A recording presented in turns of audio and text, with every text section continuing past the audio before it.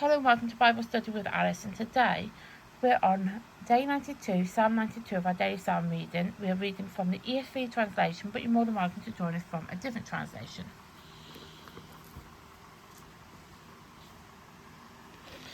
As you can see, we are on Psalm 92. These videos are filmed in real time. Today's date is the 3rd of February 25 and it's a Monday.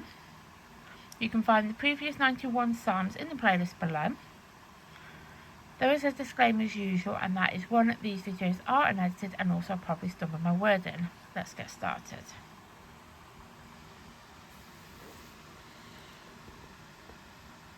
How great are your works, a psalm, a song.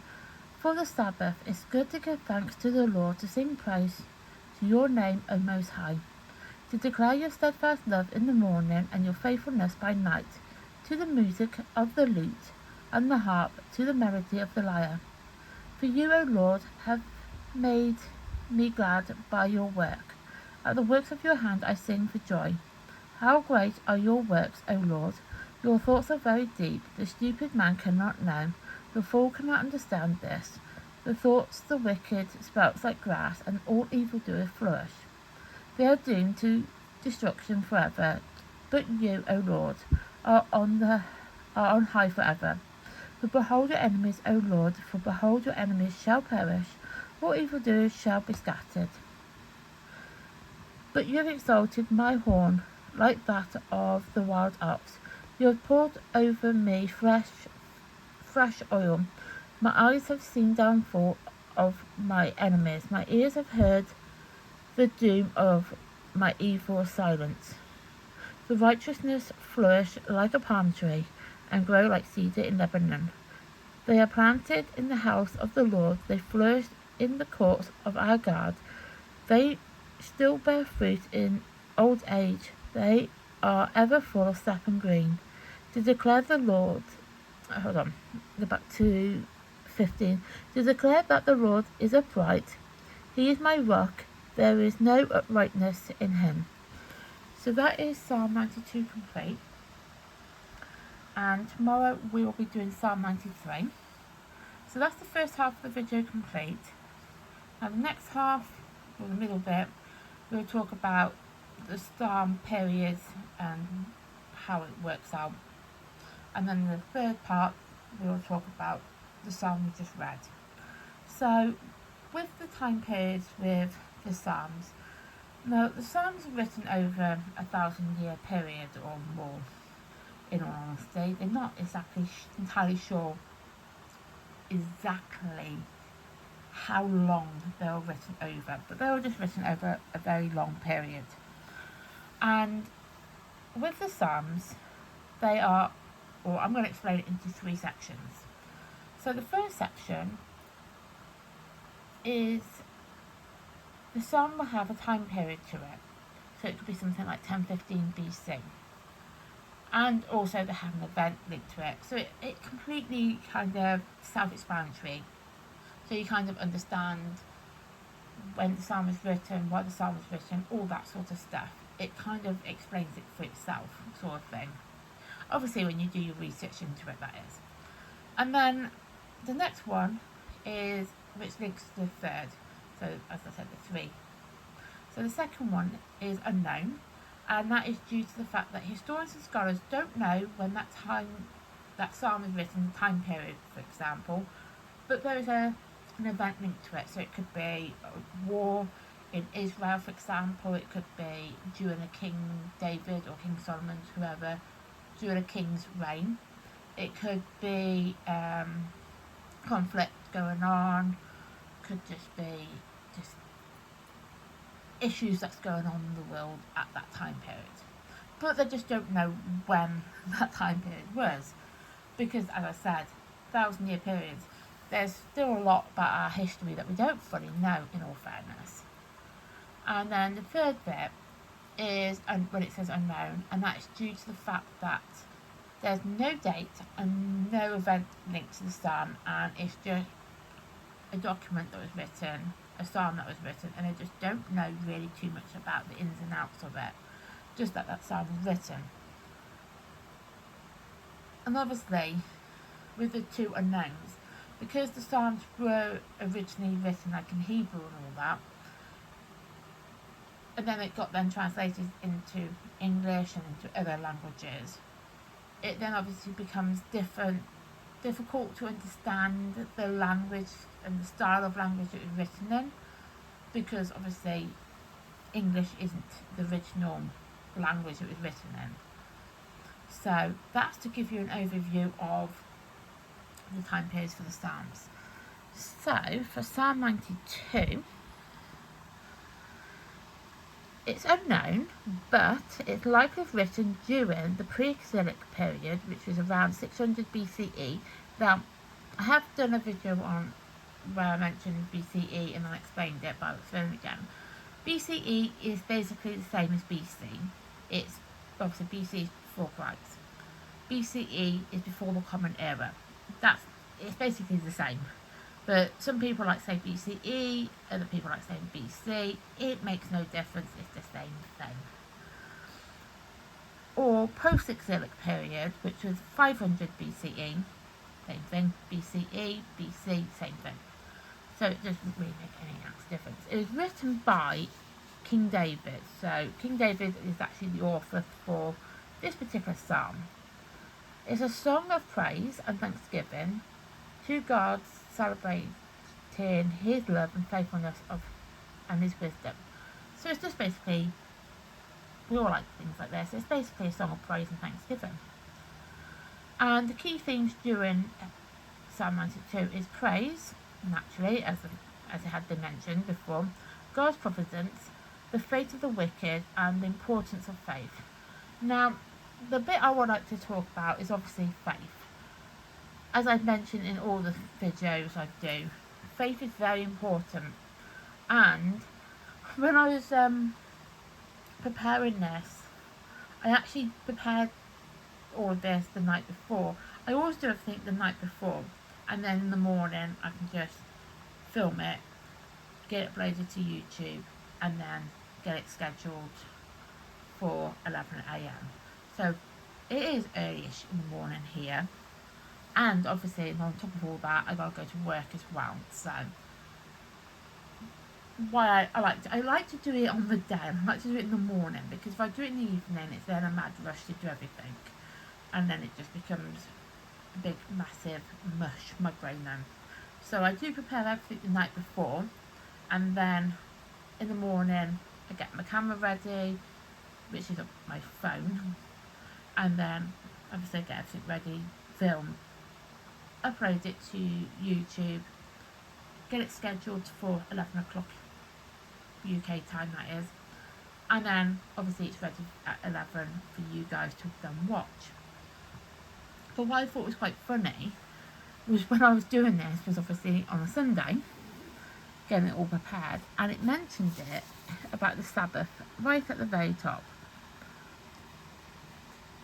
A psalm for the Sabbath.